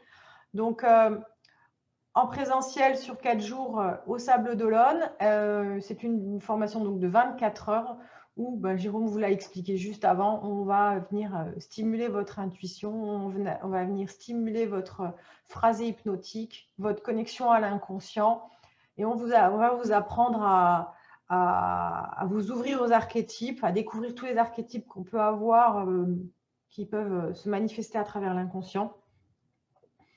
C'est une formation qui va vous ouvrir vers l'hypnose conversationnelle. Et quantique. Ouais. Allez, on le dit. Oui. Ouais. Bon, après, parce que les gens mettent aussi un peu tout et n'importe quoi sur ce mot. Et voilà, c'est vraiment pour aller travailler dans le collectif. C'est-à-dire, quand on dit quantique, c'est quelque chose qui est plus énergétique et qui va beaucoup plus travailler sur les mémoires cellulaires, sur l'ADN, sur le collectif de groupe, sur le transgénérationnel et sur tout ce qui est karma. Oui, bon après, au-delà de cet aspect, moi ce qui m'intéresse, c'est que ce niveau-là donc vient clôturer tout un processus préalable qui est nécessaire et qui est très juste. Après, comment dire ça? Je vous éveille à un fait qui est concret, d'accord? On est dans un contexte où effectivement aujourd'hui, soit on fait du télétravail, soit on ne travaille pas, hein, ça dépend des secteurs d'activité. On ne va pas vous cacher qu'en thérapie alternative, on n'est pas prioritaire, bien entendu, ça vous vous en doutez. Donc l'intérêt de se former à tout ce qui est numérique, digital, approche de techniques et d'accompagnement à distance, hormis le contexte actuel qu'on va dépasser à un moment donné, ça fait quand même partie de l'évolution des mœurs. D'accord? Aujourd'hui, on a des vies trépidantes, on a des activités, on a des enfants, et je pense qu'il y a un certain nombre de personnes qui trouvent un intérêt certain à se faire accompagner par téléphone, à 19 h, en live, etc. Ce qui est beaucoup plus compliqué à gérer en présentiel, à la fois pour le praticien ou pour la personne qui doit se déplacer, prendre la voiture, aller en cabinet. Donc aujourd'hui, le niveau 4, nous, c'est notre dada, vous l'avez compris, mais c'est aussi dans le sens où on se dit, waouh, ça c'est quand même l'avenir de la thérapie alternative, puisqu'on peut la pratiquer à distance. Alors voilà, c'est quand même notable aussi, dans le sens de cette formation telle qu'on l'a créée, c'est aussi dans cette optique et avec un aboutissement qui a vraiment du sens dans le contexte qu'on vit. Oui. Voilà. Alors, il y a Hoffman qui a mis une question. Oui, alors on peut pratiquer avec des enfants en situation de handicap la partie de tout ce qui est mise en transe, c'est-à-dire, voilà. Après, il y a des optionnels possibles pour les enfants, mais c'est une formation à part, la formation 100% enfants qui arrive probablement à l'avenir dans les formations de supervision. Je le proposerai dans la partie supervision. Donc, je vous le montre juste après la partie supervision. Mais concrètement, ça peut se faire, ça peut s'aborder, mais il va nécessairement y avoir un profil de formation spécifique, c'est ce que Karine dit. Et pour le praticien qui va accompagner ce contexte de handicap, il va aussi y avoir cette nécessité d'avoir une écoute et d'établir un profil précis de l'enfant au niveau de ses capacités sensorielles et autres, pour pouvoir lui proposer les outils et les métaphores qui vont avec. Mais sinon, oui, un grand oui. Oui, parce qu'en fait, je crois qu'à un moment donné, quand on s'approprie vraiment l'outil de l'hypnose, on arrive à le mettre au goût de sa propre base de pratique. Donc,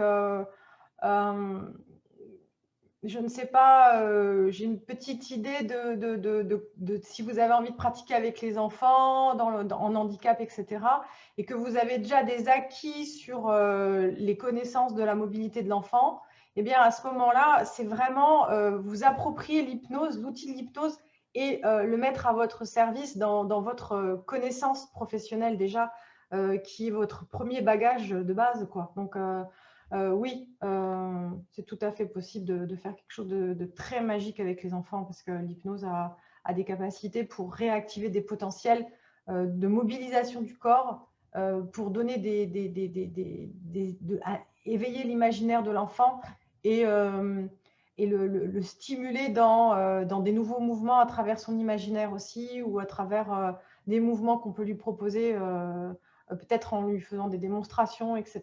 Et voilà. Oui, jouer avec des effets miroirs. Jouer avec des effets miroirs et des choses comme ça. Il y a plein de choses à faire avec les enfants parce que pour eux, le rapport à l'inconscient, il est naturel et il est encore existant. Alors que chez l'adulte, des fois, il faut prendre un peu la pelleteuse pour ramener ça parce qu'on a oublié. Effectivement, on a mis nos livres de compte dans la malle dans le grenier, alors il faut ressortir un petit peu tout ça. Alors que pour les enfants, qu'il y ait une situation de handicap ou pas, et ça n'engage que moi, hein, c'est que cette connexion-là, elle existe encore. Donc, il suffit de la stimuler ou de la profiler en fonction de l'enfant qu'on a en face de soi. Et ça peut se faire à travers le corps, à travers le verbal, à travers la gestuelle, le sensoriel, dans tous ces états, j'ai envie de dire.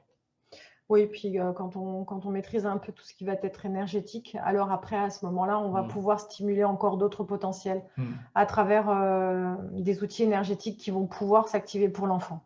Des cristaux, des carillons, des huiles essentielles, voilà, il y a tout un tas d'outils. Il y a vraiment tout ce que l'inconscient collectif aussi peut amener pour l'enfant, hein, comme guide, comme énergie qui peuvent venir vraiment stimuler les enfants. Voilà pour répondre à cette question. Est-ce qu'il y a d'autres questions? Alors, n'hésitez pas, mettez-les dans le chat pendant qu'on continue. Voilà, donc de toute façon, vous avez le lien hein, pour voir le détail de la formation et comment vous inscrire à la formation. Vous pouvez aussi prendre rendez-vous avec nous pour qu'on essaye de trouver le meilleur financement possible pour vous. Hein. Donc, vous avez ce petit calendrier ici, il suffit de cliquer En dessous. Sur le calendrier ici. Là, ouais. Et puis, je vais vous montrer encore juste la formation de la supervision de pratique, en fait. Donc, tout ce qui est supervision de pratique. Voilà. Alors. Bah, merci à Stéphanie Martinez-Navarro qui s'en va. Merci d'avoir été présente. Et il y a, oui, juste la question, quelle est la différence entre soins énergétiques et hypnose? D'accord. Ouais. Soins énergétiques et hypnose. Comment dire? Merci de l'avoir posé. Alors, c'est la même chose, mais c'est différent. C'est l'inconscient, hein, c'est tout et son contraire. Donc, si on pratique une hypnose énergétique, on est dans ce qu'on appelle un soin énergétique. Si on est dans une hypnose classique, ce n'est pas strictement un soin énergétique. D'accord? Donc, au-delà de la syntaxe, hein, on va dire que ce qui va émettre une différence, c'est l'intention de la personne. D'accord? Un soin énergétique, si je la pratique avec des mains, et du coup que je mobilise l'énergie et que je ne suis pas dans le verbal, ce n'est pas de l'hypnose. D'accord? Si je pratique une hypnose, comme Karine le fait très bien d'ailleurs, c'est ce que je vous disais, elle m'a fait ça hier, à la fois elle m'a traité en physique sur la table et en même temps elle m'a stimulé sur le plan inconscient à travers le verbal, et bien là on était dans soins énergétiques et hypnose ou hypnose énergétique. Voilà. Ouais. Mais la frontière est mince hein, entre les deux parce que dès lors qu'on touche l'espace de l'inconscient, on est dans l'énergie, on est dans le fait de soigner quelqu'un. Mais bon, après, c'est une bataille de dictionnaire, quoi. Tout le monde va avoir un petit peu sa définition. C'est ça. Puis, il y a une multitude de thérapeutes et chaque thérapeute a ses soins énergétiques. Et donc, c'est difficile de mettre une étiquette. Hein, ça, c'est énergétique, ça, c'est pas énergétique, ça, c'est… voilà. Mais… voilà, c'est un peu difficile de dire quelle est quand est-ce qu'on passe à l'énergétique, quand est-ce qu'on est dans l'hypnose, quand est-ce qu'on est dans le toucher. Et je crois qu'à un moment donné, c'est justement ce lâcher-prise qui s'installe et où on utilise tout pour travailler pour la personne, en fait, et pour que ce soit efficace pour elle. Voilà. Il n'y a pas juste des cases à mettre sur ce soin-là plus qu'un autre. C'est juste voilà, être soi et sentir qu'à ce moment-là, bah, ok, je vais mettre de l'énergétique, là je vais mettre de l'hypnose, là je vais faire du toucher ou je vais faire du toucher énergétique. Moi, voilà. je vais utiliser, pour être un peu poétique, parce que c'est mon dada et j'en profite, hein, la métaphore de l'eau chaude et de l'eau froide. Si on est sur de l'eau chaude à 30 degrés et de l'eau froide à 4 degrés, on va faire une distinction très nette. Il y a l'eau chaude et il y a l'eau froide. Si par contre j'ai une eau à 30 degrés et une à 29, il y en a une qui est moins chaude, d'accord? Mais la distinction n'est pas aussi nette. Et pourtant, c'est différent. Ben pour moi, l'hypnose et le soin énergétique, c'est pareil. Ouais. Bon, ça vaut ce que ça vaut, mais bon. Alors, quelle est la différence entre l'hypnose et la sophrologie? Un grand sujet. Alors, l'hypnose travaille sur l'inconscient et la sophrologie travaille sur le conscient. Voilà. C'est la grande différence entre les deux techniques. Pour ce que j'en sais et ce que j'ai toujours entendu, ça a toujours été une grosse bataille entre les deux parce qu'ils ne sont jamais d'accord. Il y en a toujours un qui dit qu'il travaille sur l'inconscient.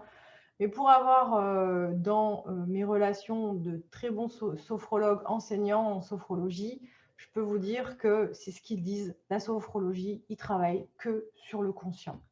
Et il y a beaucoup d'exercices à donner aux personnes. Et ça prend du temps. Il faut que les personnes se mettent en action de faire les exercices de sophrologie pour améliorer leur quotidien. Et c'est ce que… Je reprends exactement ce que m'ont dit les sophrologues. C'est un métier que je ne connais pas, que je n'ai pas appris. Donc, c'est ce que cette personne m'a expliqué, qui est enseignante en sophrologie dans des hôpitaux, etc. Donc, voilà. elle m'a expliqué que justement, la sophrologie ne travaillait que sur le conscient et demandait beaucoup d'exercices et donnait beaucoup d'exercices à faire aux gens qui parfois plaît parce qu'il y en a qui sont prêts à se mettre en action, puis d'autres qui n'en sont pas prêts et qui préfèrent être un peu plus assistés sur une séance un peu plus ponctuelle, on va dire, et pour arriver à une transformation plus rapide. Dans l'hypnose, on va avoir une étape phare, essentielle, incontournable, c'est la mise en transe. C'est la mise en bascule vers l'inconscient. En sophrologie, on va avoir une étape de relaxation, de détente, mais il n'y aura pas eu la mise en transe et la bascule vers l'inconscient. Donc ça, c'est aussi une différence notable. Ouais, en énergétique, on envoie le soin où ça doit aller. Oui, c'est un peu plus, on va dire, ça dépend pareil, ça dépend de l'énergétique que vous avez, parce qu'il y a un énergétique qui est très précis aussi, hein. Donc voilà, ça dépend de ce que vous pratiquez. Si vous pratiquez le Reiki, par exemple, vous allez envoyer des symboles. Donc, c'est quand même une chose d'extrêmement précis. Ouais. Et bon, ça va où ça doit aller, mais je veux dire, ce que vous envoyez, c'est précis, quoi. L'hypnose, à la fois, ça peut être précis, et à la fois, des fois, ça peut juste être des clés qu'on qu'on transmet, et la personne reste tout à fait libre de la saisir ou pas, maintenant ou dans 6 mois ou jamais. Donc, à la fois, c'est précis, et à la fois, c'est très libre. Donc là, pareil… Voilà. Donc… Merci Virginie Hurtel. Merci Virginie, bonsoir. Merci pour ce live. Quelles sont les aptitudes pour être un bon praticien? Il faut faire une autre conférence parce que là, ça va prendre 2 heures. Oui. Il faut déjà bien maîtriser les techniques de base. Ensuite, il faut réussir à transmettre ça à son patient et pour qu'il puisse pratiquer aussi l'auto-hypnose. Et puis, pour être un bon praticien, je crois qu'il faut aussi bien apprendre, il faut bien travailler, bien étudier les techniques. Voilà, c'est un peu comme tout. Et puis, il faut avoir envie, il faut être passionné. Et la posture. Et la posture aussi. Je crois que le besoin d'accompagner, d'aider les gens, d'être disponible, d'être passionné, c'est une vraie aptitude pour pouvoir, voilà. Puis surtout, rester chez soi. C'est-à-dire, si vous ne vous sentez pas dans cette pratique, que vous n'arrivez pas, que ce n'est pas pour vous, que vous êtes plus vers le toucher, ou que vous êtes plus… il faut rester dans ce que vous aimez être. Voilà, c'est important. Mais la posture, hein, pour moi, c'est la métaphore du bon et du mauvais chasseur, d'accord, ou du bon et du mauvais médecin. Je vais oser employer ce terme-là, dans le sens où si vous êtes sur des techniques froides et dénuées d'émotionnel, de remise en question et de réflexion, vous serez un bon praticien technique, donc un bon mécano. Mais par contre, si vous investissez l'espace de comment je peux gérer l'émotionnel, comment je peux accompagner dans une finesse qui va dépasser ma technique, comment je vais oser me remettre en question, comment je vais accueillir mes propres fragilités, les miroirs que me renvoie cette personne que j'accompagne, même si c'est inconfortable. Tout ça assis sur une bonne dose bien tassée d'humilité, de simplicité, d'authenticité, voilà, de transparence. Moi, j'appelle ça se mettre à poil, hein, juste ça. Reconnaître à un moment donné sa limite ou la limite que l'autre nous fait toucher du doigt. Donc, rester humble et simple avec ça et le dire. Voilà, et se laisser aussi vivre dans ses émotions que l'autre peut nous renvoyer. Voilà, et sans poser de jugement là-dessus et dire tiens, là, je suis content. L'autre séance, je suis moins content. Ok, ça roule. Je veux dire, la nécessité, l'obligation de résultat, elle ne s'impose pas forcément comme on pourrait l'imaginer. Parce que finalement, ce que nous, on met en place à travers l'hypnose ou d'autres pratiques, c'est rendre à l'autre des clés qu'il ne peut pas saisir seul, c'est jouer l'intermédiaire, c'est jouer l'effet de miroir. Mais bon, s'il ne les saisit pas, ça n'impacte pas l'incompétence du praticien. C'est juste que parfois, il n'est pas prêt. Et que parfois même un bon thérapeute, c'est celui qui va accepter de jouer le mauvais rôle, c'est-à-dire de bousculer l'autre ou de lui apporter une réponse que l'autre n'a pas envie d'entendre. Oui. Mais à ce moment-là, c'est un geste thérapeutique. Et une fois qu'on a compris ça, on arrête de courir après, je ne sais pas moi, le fait d'obtenir la gloire ou l'affection de son client, etc., etc. Parce que les transferts et les contre-transferts, et j'en passais des meilleurs, on peut aussi tomber là-dedans, tout comme le syndrome du sauveur ou le syndrome de ceci, cela, quoi. À un moment donné, non, on est là, on est de passage, on reflète quelque chose, on se met à l'aise avec ça parce que c'est notre passion et qu'on le porte en soi. Mais le résultat que l'autre va nous renvoyer n'est pas important du tout parce qu'il a aussi ses propres limites, il a son libre arbitre, il a son autonomie qu'on doit lui restituer aussi. Et on n'est pas là pour le bercer dans nos bras ou le tenir par la main toute la vie. C'est pas ça. C'est voilà. ça.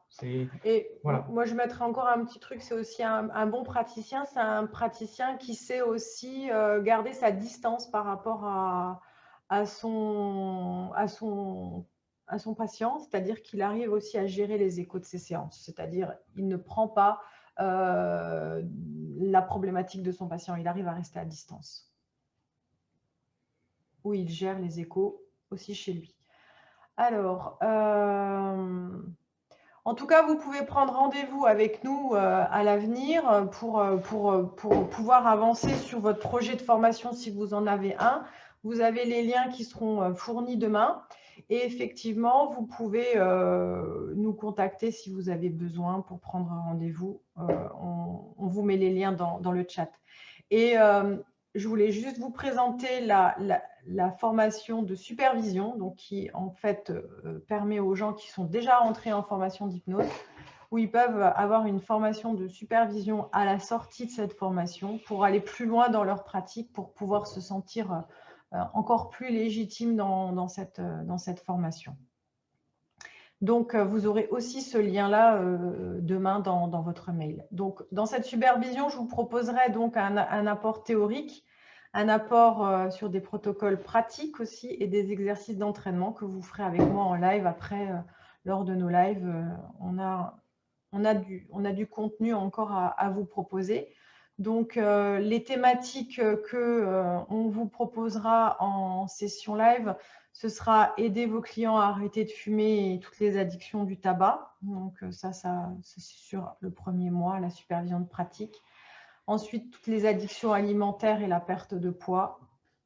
Et le mois suivant, on va travailler durant 3 mois et ça, c'est un gros challenge que d'aller aider les gens à travailler sur leur enfant intérieur. Donc, l'enfant intérieur, c'est ce qu'ils ont été comme enfant pendant toute leur vie et les blocages que cet enfant a construits qui font qu'aujourd'hui, les limites sont encore actives dans la vie de la personne. Et travailler sur l'enfant intérieur permet vraiment d'accomplir son côté intuitif de manière plus approfondie. Et en supervision, en thème 4-5, on va vous aider à développer votre clientèle dans les accompagnements de groupe parce que pour mener des séances de groupe, eh bien, on a un peu plus de travail. Donc, il faut créer des séances complètement différentes et puis il faut les proposer sur YouTube, Facebook, etc. pour que vraiment les gens vous connaissent de plus en plus. Et en supervision toujours, on va travailler sur l'antidouleur aussi, tout ce qui va être antidouleur, gestion de la douleur pour aider les personnes à gérer leur douleur. Et la libération du collectif familial, transgénérationnel, de la famille. Donc voilà, ce sont des thèmes très importants. Le masculin, féminin aussi. Il y en a un, et les archétypes en hypnose aussi.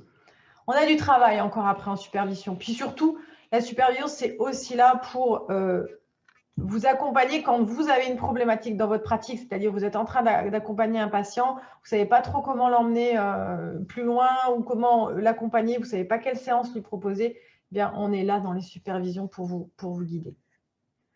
Ça fait partie du processus Merci, de formation continue, tout simplement. C'est des propositions. Nous, on a beaucoup de matériel et beaucoup d'expériences acquises au cours de nos propres séances. À un moment donné, qu'est-ce qu'on fait? On écrit des livres. Bon, voilà. Nous, on propose des supervisions, quelque chose de concret, de cohérent. Vous avez suivi un processus d'apprentissage, vous commencez à pratiquer, vous commencez à rencontrer voilà, certains problèmes, certaines limites dans votre pratique. Ben, ces supervisions-là, elles vont vous permettre d'aller plus loin, de vous sentir à l'aise. Et on ne vous cache pas que, étant nous-mêmes praticiens thérapeutes, quand vous vous engagez avec nous, y compris sur des processus d'apprentissage, je peux vous dire que ça bosse aussi sur vous. C'est logique, c'est comme ça, c'est indissociable. Un bon cuisinier à la maison, il ne va pas ouvrir une boîte de raviolis, quoi. Je veux dire, on sait cuisiner, donc on cuisine. Et avec nous, ben, quand on vient en atelier cuisine, ben, on cuisine. Et on se fait cuisiner. Voilà, excusez-moi pour les métaphores, j'en profite, hein, j'aime ça. Mais ça vous donne une idée aussi de là où on peut aller et tout simplement en dialoguant comme ça, tranquillement, en toute simplicité, on fait passer des choses. Voilà, merci à vous pour Merci à cette vous. conférence et d'avoir assisté à cette conférence. Je vous remercie. Euh, vous pouvez nous contacter pour prendre rendez-vous. Voilà, prenez le temps, digérez tout ça. Il y aura le replay, il y aura les différents liens. Laissez vraiment maturer la réflexion, le projet ou des questions complémentaires dont vous auriez besoin. Après, nous, on a mis en place rendez-vous téléphonique d'une demi-heure. Voilà, on fait le tour, c'est un préalable. On a besoin aussi de sentir les personnes et d'évaluer les cohérences Oui. et les affinités. Mm. Et puis, on verra bien. Ouais, nous faisons rentrer les gens dans la formation qu'après un entretien préalable, déjà pour voir si le projet correspond à ce que vous voulez faire. Parce que voilà, ça ne sert à rien de vous former si c'est pour pas avoir quelque chose qui vous passionne ou qui vous plaise et que ce n'est pas fait pour vous. Ça, on peut aussi le percevoir.